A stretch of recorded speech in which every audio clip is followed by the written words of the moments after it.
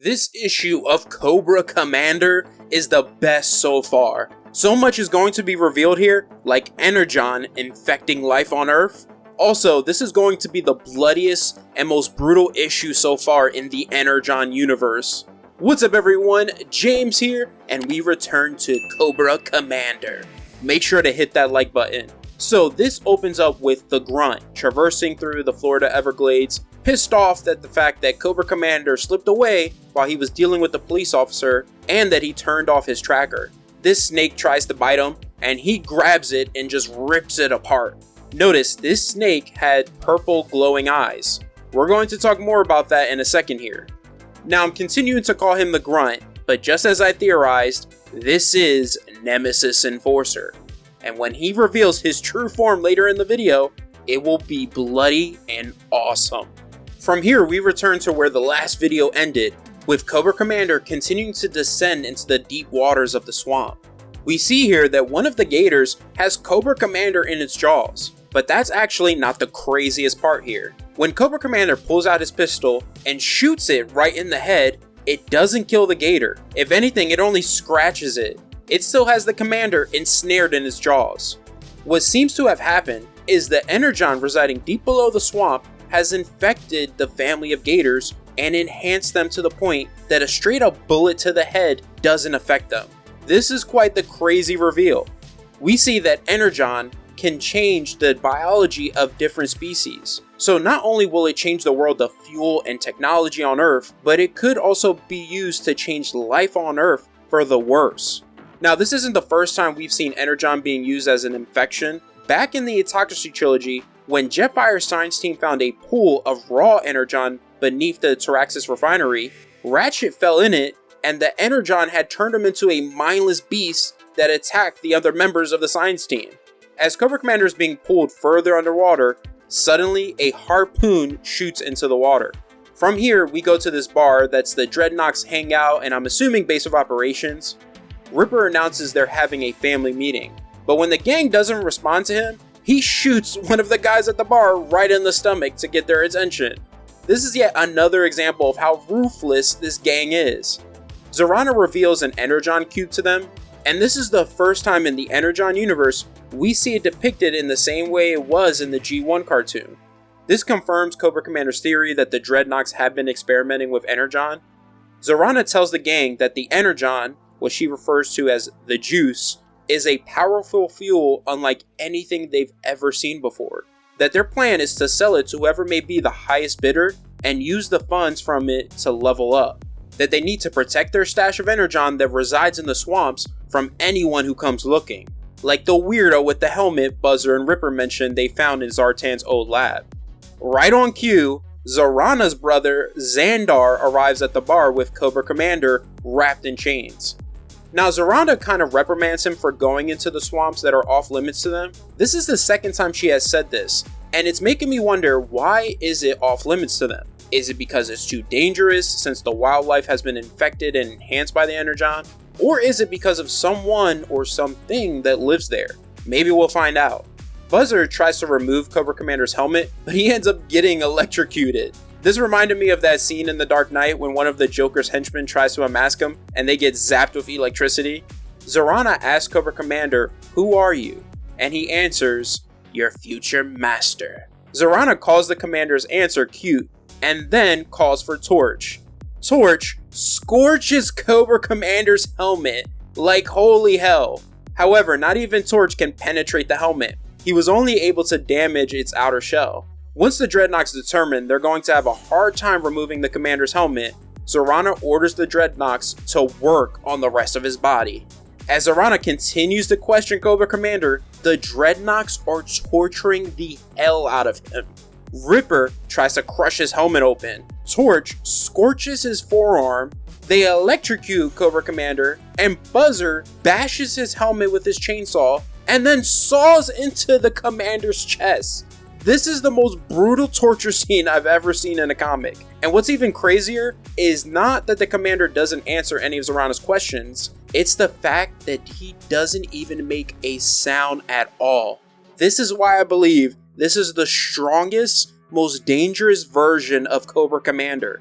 If this were cartoon Cobra Commander, he would have sung like a canary already. Now, a couple of things I want to point out that Cobra Commander picked up on while he was being tortured. First, is Xandar asked Zarana if they should inform Zartan about the situation, but she refused to do that because Zartan right now is deep undercover, which explains why he isn't here. Second, Xandar told Torch he could believe the commander getting past Buzzer, but not Ripper. When Torch asked him if he had a problem with Buzzer, Xandar answered, "You don't know the truth about him." After being brutally tortured, Ripper commends Cobra Commander for enduring so much punishment and tells him they'll take a more subtle approach. He puts his finger into Cobra Commander's bleeding forearm and uses his blood to draw a smiley face on his helmet while telling him he'll be happier if he answers their questions. Later, Xandar takes his turn to torture Cobra Commander, and this is where we witness the genius manipulation of the commander. He lies to Xandar, informing him that his brother sent him here on a secret mission. When Xandar asks what secret mission, Cobra Commander answers, "Your sister called him, asking for help. And the reason why she didn't tell you is because she doesn't trust you, and only views you as an underling, not an equal." This pisses off Xandar and he storms off. When he comes across Buzzer, he calls him a poser. For the moment, Buzzer disregards it and focuses on Cobra Commander, threatening to cut his leg off. The commander responds, "He called you a poser because you're not a real Dreadnok. You were a teacher who became obsessed with the biker gangs while researching them, throwing away your old life. You act extra tough to prove you belong. That's why he believes you're not blood like the rest of them." Buzzer then storms off, looking for a fight with Xandar. Sometime later, Zarana approaches the commander, demanding to know what he told her brother, but he plays coy with her, asking which brother. She quickly picks up Cobra Commander is manipulating them into fighting amongst themselves, while he plans his escape. She says, "You can't mess with us, we're family." Cobra Commander replies, "Are you worried about losing control of your people?" Just quickly deducing right on the spot, that's her hidden fear. She becomes enraged and demands to know who he works for. At that moment, Buzzer, Xandar, and Ripper burst into the room, fighting amongst themselves. Zarana stops them, telling them that they're being manipulated. She orders them to take the commander into the bunker, but informs them not to disturb the doctor's work. Now, hear me out here. The doctor I believe she's referring to, I bet you, is Dr. Mindbender. And here's why. The Dreadknoks are obviously one of the most dangerous groups in the world. However, they're not the brightest bunch, except Zartan and maybe Zarana are the most intelligent of the group, but I believe neither is smart enough to deduce the properties or would be able to figure out how to create more Energon. Dr. Mindbender would definitely be able to do that. So I think they either kidnapped him or convinced him to work with them by showing him the Energon they discovered in their territory. Before they move Cobra Commander, he reactivates his tracker. Now, he could have activated this at any point in time, but he purposely didn't, and I believe it's because he wanted to know more about the Energon they have, their operations, and because he wanted to learn more about the Dreadknoks. This entire series so far has been showing us that Cobra Commander in the Energon Universe is going to be a force to be reckoned with. The guy was willing to endure all this torture because he knew it would aid in his goals in the long run. Zarana sees him do this and quickly deduces that he activated a tracking device. So fearing that more people will show up and discover their Energon, she and the Dreadknoks rush to try to get rid of him. However, who shows up at their base is the Grunt, who says, "I told you to never leave my sight, Commander." He rips the chains off Cobra Commander. Buzzer charges toward the Grunt with his chainsaw while saying he's ours, and slices into the face of the Grunt. But he's about to learn he made a grave mistake. All Buzzer did was damage his human skin, and the Dreadknoks are shocked at the sight of him. Cobra Commander says, "I have found the Energon, enough to power massive armies. Globulus will be pleased that we have fulfilled our mission, but these Dreadknoks wish to deny him." The Grunt responds, "None shall defy our master's will. I am done with this charade." He rips apart his human disguise, revealing his true form, and with it, his true name, Nemesis Enforcer. Cobra Commander casually watches as Cobra-La's monster brutally demolishes the Dreadknoks, just ripping them apart. That is the end of Cobra Commander.